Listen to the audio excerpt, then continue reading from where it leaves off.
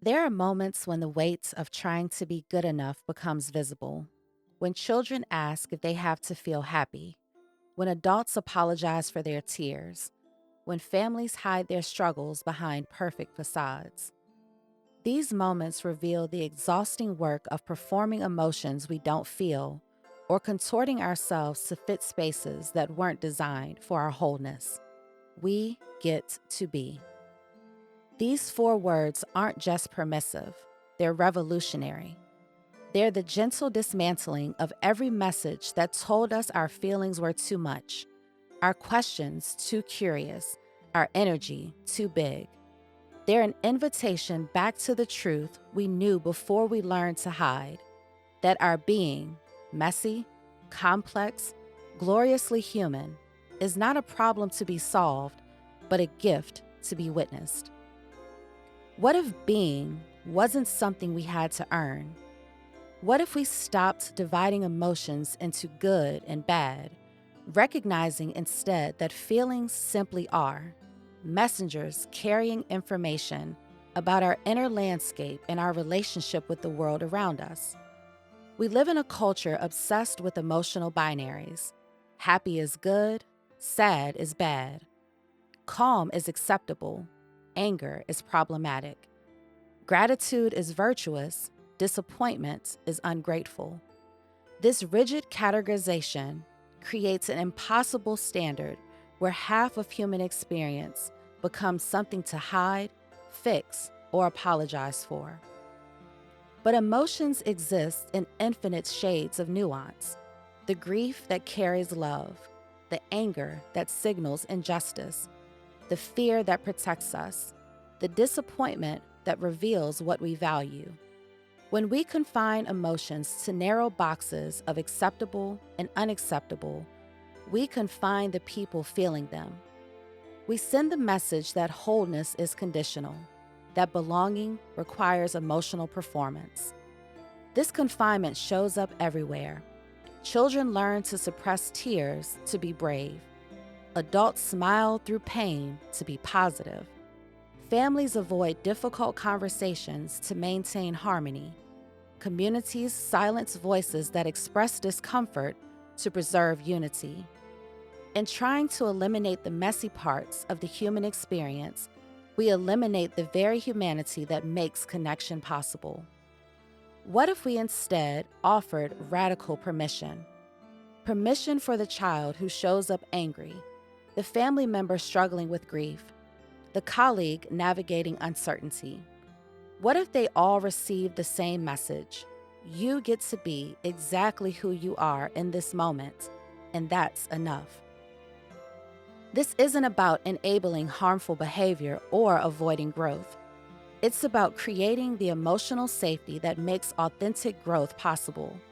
When we offer unconditional permission to feel, we're not saying anything goes. We're saying you belong here as you are, not as you should be. Emotional literacy becomes the bridge here, giving us language for the vast landscape of human feeling beyond simple good and bad. When we learn words for frustrated, overwhelmed, disappointed, delighted, we're not just building vocabulary. We're claiming our right to the full spectrum of human experience. We're learning that all feelings have wisdom, even the uncomfortable ones. The permission to be fully human, messy, complex, gloriously contradictory, isn't just individual healing, it's collective liberation. When we stop performing acceptable emotions and start honoring authentic ones, we create space for others to do the same. We model that humanity isn't a problem to be solved, but a gift to be witnessed. But being without belonging is isolation, and belonging built on performance is imprisonment. True belonging isn't a destination, it's a daily practice of seeing and being seen, of holding space for another's becoming while they witness ours. It's less about finding our tribe and more about cultivating the relational skills that make us authentic and connection possible. This might look like communities where agreements are created together, Not rules imposed from above, but shared commitments born from collective understanding of what makes everyone feel safe to be themselves. It emerges when we ask how someone's heart is doing, not just how their day was. When we notice who seems left out and create space at the table, literally and metaphorically. This is co-regulation in action. The profound truth that we heal and grow, not in isolation, but in relationship. We learn to trust our own internal compass while staying connected to the people who matter. We discover that belonging isn't about becoming the same, but about creating space where our differences can coexist and contribute. Here's what emerges from this work. Being and belonging aren't sequential, they're symphonic. They dance together in an internal spiral, each one making the other possible. We need to feel safe enough to be ourselves in order to truly belong. Surface level belonging, the kind built on agreement or performance, leaves us feeling known for who we pretend to be, not who we actually are. But we also need to feel we belong somewhere, to a community, to a shared story, in order to risk the vulnerability of authentic being. When people feel truly seen in their struggles, they're more likely to share their joy. When families experience acceptance during their hardest seasons, they're more willing to celebrate their victories authentically. When communities practice beloved belonging, the kind that sees conflict as information, not threat, individuals feel safer, bringing their whole selves to the table. This is why being and belonging aren't separate concepts, but intertwined invitations. They're reminders that we don't have to choose between authenticity and connection, between honoring our individual journey and participating in community, between being true to ourselves and loving well with others. Every time we choose presence over performance, we model this possibility for others.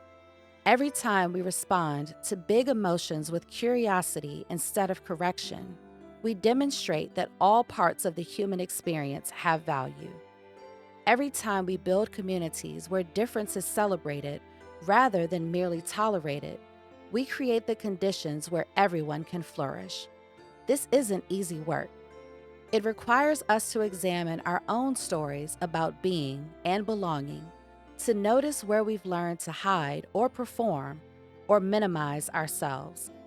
It asks us to risk being known, to practice repair when we inevitably miss the mark, to hold complexity without rushing to fix or change or improve. But the beauty that emerges when we do this work is profound. Children who grow up knowing their emotions are valid. Families who navigate challenges together instead of in isolation. Communities where everyone has a place, not despite their differences, but because of them. We get to be, we get to belong. Not as rewards to be earned, but as birthrights to be claimed. Not as destinations to arrive at, but as practices to cultivate. Not as individual achievements, but as collective commitments to seeing and celebrating the full humanity in ourselves and each other. This is the revolution, one relationship at a time. This is the invitation, one moment at a time. We get to be, we get to belong. And in that getting to, we find our way home to ourselves and each other.